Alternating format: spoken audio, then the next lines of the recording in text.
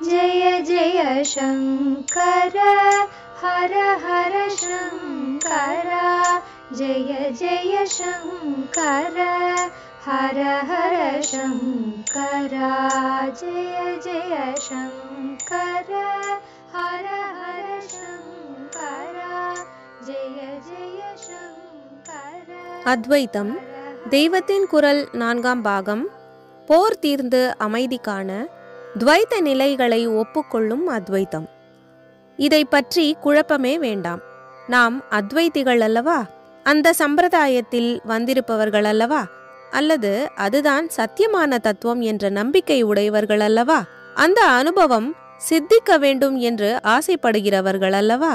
நாம் போய் ஒரே துவைத்தமயமான காரியத்திலும், அதாவது சாஸ்திரிய கர்மானுஷ்டானங்களிலும் பக்தி உபாசனையிலும் ஈடுபடுவதாவது என்று கொஞ்சம் கூட குழம்பவே வேண்டாம். அத்வைத பிரதிஷ்டாபனாச்சாரியாளான பகவத் பாதாளே இப்படி பண்ணும்படிதான் ஆக்ஞை செய்திருக்கிறார். இத்தனை காலம் துவைத்தத்திலிருந்து கொண்டு தப்பு பண்ணிவிட்டு இப்போது திடீரென்று அத்வைத்தம் வரவேண்டும் என்றால் எப்படி வரும்?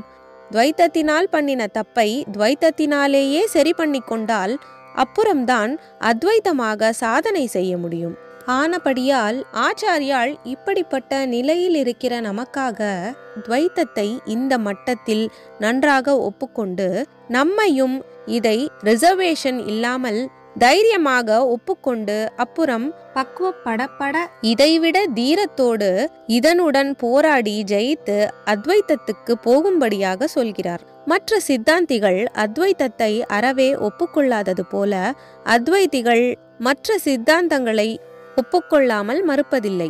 அத்வைத்த நிலையை அடைவதற்கு முன்னே துவைத்தத்தின் பல நிலைகளும் இருக்கவே செய்கின்றன என்பதை ஆச்சாரியால் நன்றாக ஒப்புக்கொண்டிருக்கிறார். நாச்ச துவைத்தஸ்ய அன்ருதத்வ புத்திஹி பிரதமமேவ கஸ்யசித் ஸ்யாத். அதாவது ஆரம்பத்திலிருந்தே துவைத்த பிரபஞ்சம் பொய்யானது என்று அறிவு யாருக்கும் இருப்பதற்கில்லை என்று பிருஹதாரண்யகத்தில் பரம அத்வைத்தமாக அதுவும் பூரணம் இதுவும் பூரணம் என்று வரும் மந்திரத்துக்கு பாஷ்யம் செய்யும் இடத்திலேயே ஆச்சாரியால் சொல்லியிருக்கிறார். குறிப்பு: பிருஹதாரண்யகோபனிஷத் 5.1.1. பிரம்மத்திலிருந்து ஜகத்தின் தோற்றம் எப்படி என்பதை பற்றி பல கொள்கைகளை பிரம்ம சூத்திரத்தில் 2ஆம் அத்தியாய முதல் பாகத்தில் ஆராய்ந்திருக்கிறது. பிரம்மம்தான் ஜகத்காரணம் என்றாலும் வேறே வஸ்துக்களை வைத்துக்கொண்டு அது ஜகத்தை செய்ததா, தானே ஜகத்தாக பரிணாமித்ததா, அல்லது வெறுமே இப்படி ஜகத் மாதிரி தோன்ற மட்டும் செய்கிறதா என்று பல அபிப்பிராயங்கள் இருக்கின்றன.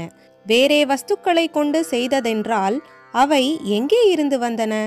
எங்கிருந்தோ வந்தனவென்றால் அப்போது பிரம்மம்தான் ஜகத்காரணம் என்பதே தப்பாகிவிடுகிறது. பிரம்மத்தை தவிர வேறு ஆதார வஸ்து இருந்துவிட்டால் பிரம்மம் என்பது பிரம்மமே இல்லை. பிரம்மம் ஜகத்தாக பரிணமித்தது, அதாவது பால் தயிராகிற மாதிரி மாறிற்று என்றாலும் சரியில்லை. விகாரம், அதாவது மாறுதல் இல்லாமல் ஸ்வரூபத்திலேயே இருப்பதுதான் பிரம்ம லட்சணம். இது இன்னொன்றாக மாறிற்று என்றால் சரியில்லை. அதோடு கூட ஜகத்தாக இதுவே மாறிவிட்டதென்றால் அப்புறம் பிரம்மம் என்று தனியாக இருக்க முடியாது. ஜகத் தோன்றின பிறகு பிரம்மம் இல்லை என்று ஆகிவிடும். ஆனால் இந்த அபிப்பிராயங்கள் எதுவும் சரியில்லை. பிரம்மம் வெறுமே ஜகத் மாதிரி தோன்ற மட்டும்தான் செய்கிறது. நிஜமாக சிருஷ்டி என்று ஏதோ வெளிசரக்கை வைத்துக்கொண்டு பண்ணவும் இல்லை, அல்லது தானே உருமாற்றம் கொள்ளவும் இல்லை என்று ஆச்சாரியால் ஸ்தாபித்திருக்கிறார். பரிணாமம் என்று வேறாக ஆவது வேறு, ஆச்சாரியால் சொன்னது போல வேறாக தோன்றுவது வேறு. இதற்கு விவர்த்தம் என்று பெயர். பரிணாமம் என்றால் வாஸ்தவமாகவே ரூபம் மாறுவது. புழு வண்டாகிறது பரிணாமம். அப்புறம் அந்த புழு உண்டா? இல்லை. ஆனால் அதே புழு ஏதோ பீந்து போன ரப்பர் துணுக்கு மாதிரி தெரிகிறதென்றால் அப்போது வாஸ்தவத்தில் அதற்கு ஏதாவது மாறுதல் ஏற்பட்டதா என்ன? அது புழுவாகவேதான் இருந்து கொண்டு இருக்கிறது. அதே சமயம் ரப்பர் பிச்சாளம் மாதிரி தெரிகிறது. இப்படி பிரம்மம் நிர்விகாரமாகவே தன் நிஜஸ்வரூபத்தில் எந்தவித சலனமுமே இல்லாமல் தான் இருக்கிறது. அப்படி இருக்கும் போதே அதில் மாயையானது ஜகத் தோற்றத்தை கல்பிக்கிறது என்று ஆச்சாரியால் எடுத்துச் சொல்லியிருக்கிறார். ரஜ்ஜு சர்ப்பநியாசம், அதாவது கயிறு பாம்பாக தெரிகிற மாதிரி என்று அத்வைத்த புஸ்தகங்களில் அடிக்கடி வரும்.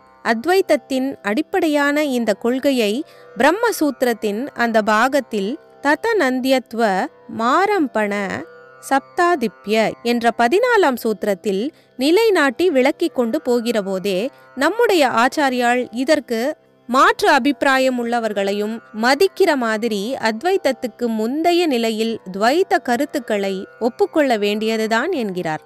ரொம்பவும் ஸ்பஷ்டமாக ஸ்வப்ன தசையில் உள்ளவரை அந்த ஸ்வப்ன விவகாரங்கள் சத்தியமாகவே இருந்து முடித்து கொண்ட பிறகே பொய் என தெரிவது போல பரமாத்மாவே ஜீவாத்மா என்ற ஞான விழிப்பு ஏற்படுவதற்கு முந்தி துவைத்தமான எல்லா சம்சார விவகாரங்களுக்கும் சத்தியத்தன்மை பொருந்துவதாகவே கொள்ள வேண்டும்.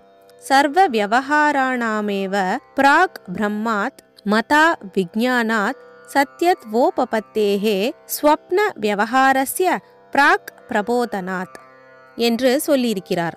இப்படி உள்ளதை உள்ளபடி ஒப்புக்கொண்டு ஆச்சாரியாலே விதித்துள்ளபடி புஷ்கலமாக, அதாவது பூர்ணமாக கர்மானுஷ்டானம், பக்தி, உபாசனை பண்ணி அப்புறம்தான் மனஸ் போக பண்ணிக்கொள்வதற்கான ஞான விசாரத்துக்கும் போக வேண்டும். அப்போதுதான் உள்ளது உள்ளபடி எப்போதுமே இருக்கும் ஒன்றே ஒன்றான தத்துவத்தை அடைய முடியும். அத்வைத்தத்தை ஒப்புக்கொள்பவர்களாச்சே துவைத்தமாக பண்ணலாமா? அத்வைத்தம் என்று நீட்டி முழக்கிவிட்டு கடைசியில் பார்த்தால் இவர்களும் நான் பண்ணும் கர்மா பக்திகளைத்தானே பண்ணுகிறார்கள் என்று துவைத்திகள் பரிகாசம் செய்வார்களே என்றெல்லாம் யோசிக்க வேண்டியதில்லை.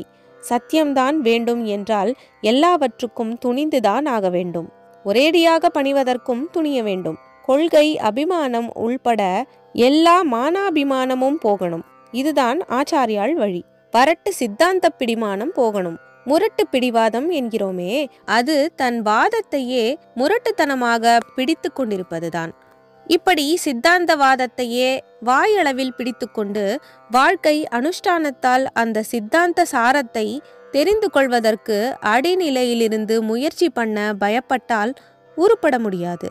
ஆச்சாரியால் அவதாரத்தை முடித்து கொண்டு விதேக முக்தியடைய இருந்த சமயத்தில் பக்தர்கள் அவரிடம் வந்து தங்களுடைய ஏராளமான உபதேசங்களின் சாரத்தை வடித்து சுருக்கமாக கொடுத்து அனுகிரகம் பண்ணுங்கள் என்று கேட்டுக்கொண்டார்கள். அப்போது அவர் சாதாரணமாக நம் மாதிரியாக உள்ள ஜீவன் அடிமட்டத்திலிருந்து எப்படி ஆரம்பித்து படிப்படியாக அத்தியாத்ம சாதனைக்கு போக வேண்டும் என்பதை 5 ஸ்லோகங்களில் உபதேசித்தார். அதாவது உபதேச பஞ்சகம் என்றும் சோபான பஞ்சகம் என்றும் கூறப்படும். அதிலே வேதத்தை தினமும் ஓதி அதில் சொன்ன கர்மாக்களையெல்லாம் நன்றாக அனுஷ்டியுங்கள் என்று முதல் வரியிலேயே உபதேசித்திருக்கிறார். சொந்த பிரீத்திக்காக இல்லாமல் ஈஸ்வர பிரீத்திக்காக இப்படி கர்மா பண்ணுங்கள் என்கிறார். அப்புறம் பகவதோ பக்திர் திருடாதியதாம், அதாவது பகவானை திருடமான பக்தியோடு உபாசியுங்கள் என்கிறார். நாம் நிஜமான ஆச்சாரிய சிஷ்யர்களானால் அவர் தம்முடைய ஜீவ யாத்திரையை முடித்து கொள்ளும் போது முடிவாக அனுகிரகித்த உபதேசப்படிதான் நடக்க வேண்டும்.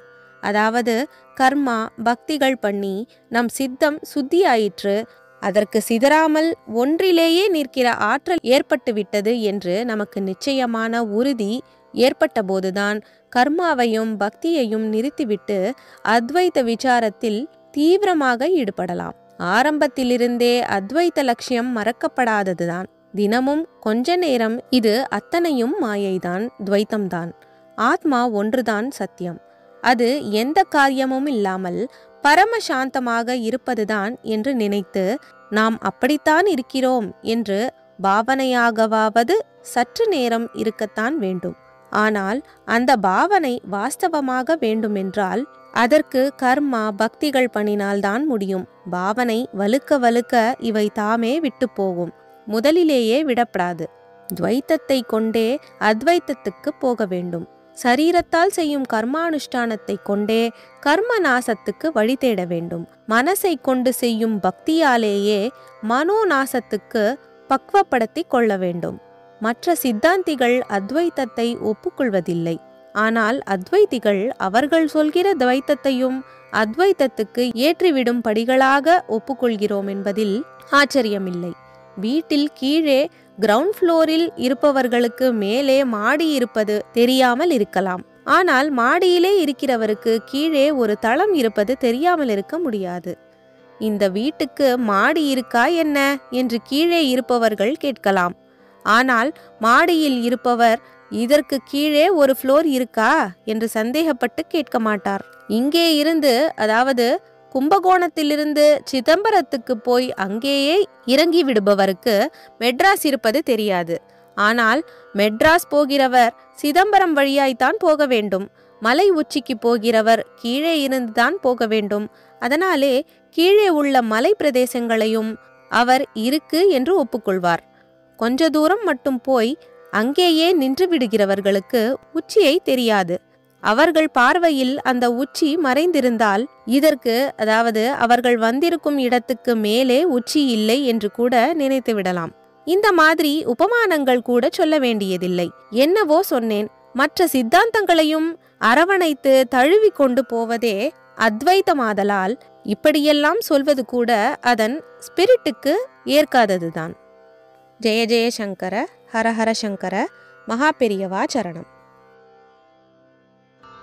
जय जय शंकर हर हर शंकर, जय जय शंकर हर हर शंकर, जय जय शंकर।